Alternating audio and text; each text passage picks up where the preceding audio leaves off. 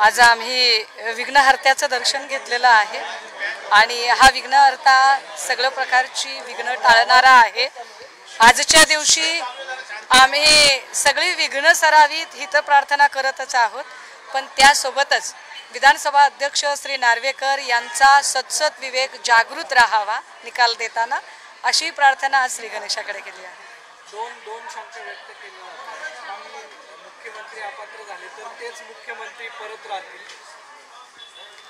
नाही, अपात्र जरी ठरले, समजा आज मला माहित नाही निकाल काय असणार आहे आणि कुठलाही निकाल असला तरी त्याला सामोरं जाण्याची तयारी आहे, मात्र समजा जर अपात्र ठरले, वर्स्ट अँड वर्स्ट सिच्युएशन ज्याची शक्यता फार फार धुसर आहे, पण वर्स्ट अँड वर्स्ट सिच्युएशन जर अपात्र ठरले तर मला असं वाटतं त्याची तजवीज भाजपाने आधीच केलेली आहे। राष्ट्रवादीचा एक मोठा गट फोडून जो त्यांनी जोडून घेतलेला आहे त्यानुसार कदाचित सन्माननीय अजितदादांना मुख्यमंत्रीपदी बसवण्याची ही पूर्वतयारी असू शकते। एक डिग्निफाईड एक्झिट ते शिंदे साहेबांना देऊन अजितदादांचा नवा राज्याभिषेक होऊ शकतो। जर मी काय म्हटलं, जर अशीच कधी सिच्युएशन आली की शिंदे साहेबांना एक एक्झिट द्यायचीच आहे तर मुख्यमंत्री पदी कोण बसेल, तर निश्चितपणे फडणवीस साहेब मुख्यमंत्रीपदी बसतील असं मला अजिबात वाटत नाही। तर कोण बसेल, तर दादा असू शकतात। विधानसभा अध्यक्ष या सगळ्या निकालापूर्वी मुख्यमंत्र्यांना भेटले होते आणि तशी भेट घेतलेली असतानाही हा निकाल पारदर्शी लागेल असं वाटतंय? नाही, म्हणूनच मी असं म्हटलं की आजच्या प्रार्थनेमध्ये मी सगळी विघ्न टळावीत ही तर प्रार्थना केली, परंतु विधानसभा अध्यक्षपदावर बसलेल्या श्री नार्वेकर यांचा सतसत विवेक जागृत राहावा अशी सुद्धा मी प्रार्थना केलेली आहे।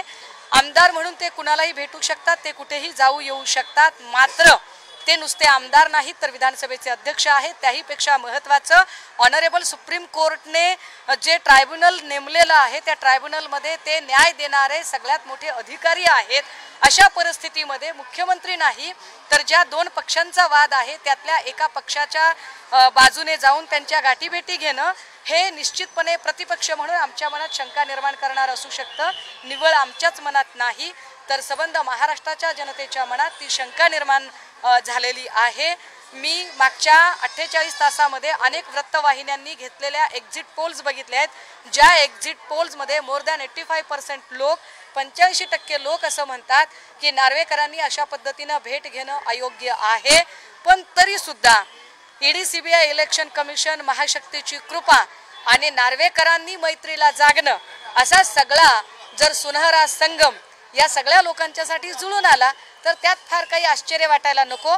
आजची पूजा ही आजच्या निकालापेक्षा सुद्धा येणाऱ्या निवडणुकीच्या काळात आम्हाला अत्यंत ठामपणे लोकांपर्यंत सामोरं जाण्यासाठी आणि विजयाची मुहूर्तमेढ रोवण्यासाठीचे आशीर्वाद आम्हाला गणरायाने द्यावेत यासाठीची होती। राज ठाकरेंकडून त्यांच्याच पदाधिकाऱ्यांना मारहाण केली जाते, सगळं कसं बघता? सगळे माथडी कामगार आहेत, एका साईडला बोललं जाते की शिवसेनेवरती राज ठाकरे आणि मनसेकडून टीका केली जाते आणि तेच त्यांच्या पदाधिकाऱ्यांना मारहाण करतात, दोन गटात भेटलं जाते। नाही, मला असं वाटतं की खरं तर हे मंदिराचं पावित्र्य आपण राखूया आणि काही विषय आपण मंदिराच्या प्रांगणाच्या बाहेर बोलूया।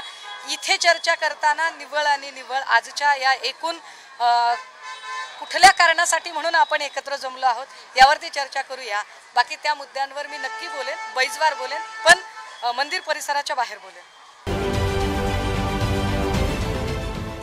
देश विदेशातील प्रत्येक घडामोडींचे लाईव्ह अपडेट मिळवण्यासाठी आता साम टीव्हीच्या सर्व सोशल मीडिया प्लॅटफॉर्मला लाईक, फॉलो आणि सबस्क्राईब करा।